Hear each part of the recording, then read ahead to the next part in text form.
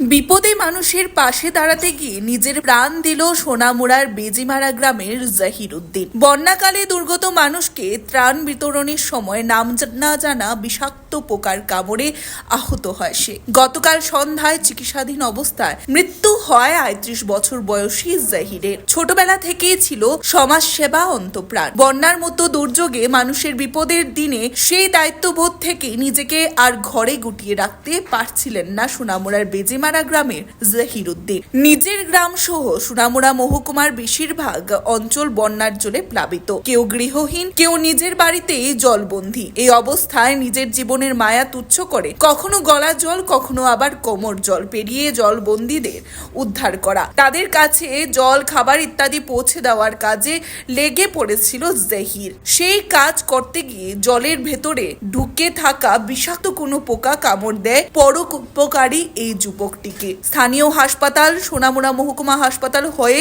পরবর্তীতে রাজ্যের একটি বেসরকারি হাসপাতালে জাহিরকে ভর্তি করানো হলেও শেষ রক্ষা হয়নি। গতকাল সেখানেই চিকিৎসাধীন অবস্থায় মৃত্যু হয়।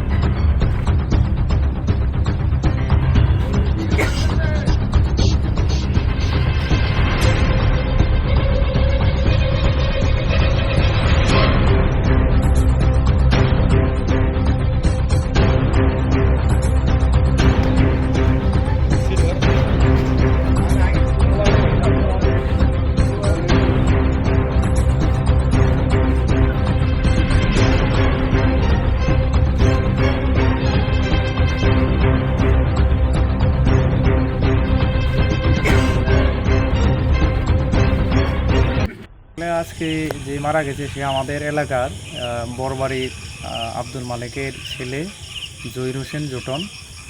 সে এমনিতে ছোটোবেলা থেকে মা হারা, একদম ছোটোবেলা থেকে মা মারা যায় বাবার সঙ্গে, এবং পরিবারের তার অন্যান্য অনেক ভাইয়েরা আছে, তাদের সঙ্গে থেকে ছোটোবেলা মানুষ হয়। এবং ছোটোবেলা থেকেই সে গ্রামের মানুষের সঙ্গে খুব সামাজিক থাকতো এবং যাকে যেখানে দেখতেও খুব ডাকাডাকি করে কথাবার্তা বলতো, হাসি খুশি একটা ছেলে ছিল। আমাদের বয়স থেকে মাত্র 1-2 বছরের বড় হবে। আমাদের সঙ্গে সবসময় খুব ভালো ব্যবহার করতো, ভাতিজা হিসেবে, কাকা হিসেবে। আমরা খুব দুষ্টামিও করতাম। এমনিতে সে ইটভাটার যে শ্রমিকরা আছে, ওই শ্রমিকরার একটা সংগঠনে সে এমনিতে অনেক আগে থেকে দেখেছি কাজ করে। তার পাশাপাশি আমাদের সংস্থা সহ বিভিন্ন সময় আমরা যখনই যে বিষয়ে ডেকেছি সে যথেষ্ট পরিমাণে কাজ করেছে। আর লাস্ট বন্যায় আমরা দেখেছি আমাদের স্বপ্নপূরণ ছাড়াও তার অনেক অর্গানাইজেশন কাজ করেছে।